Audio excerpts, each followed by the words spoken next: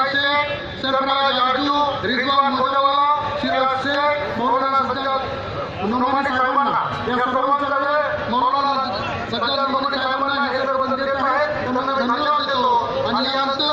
या डायसचे आमंत्रित करतो पद्मश्री लक्ष्मण माने सर जे भट्टीयुक्तांचे नेते आहेत त्यांना निमंत्रित करतो त्यांनी आपली भूमिका या ठिकाणी स्पष्ट करावी. पद्मश्री लक्ष्मण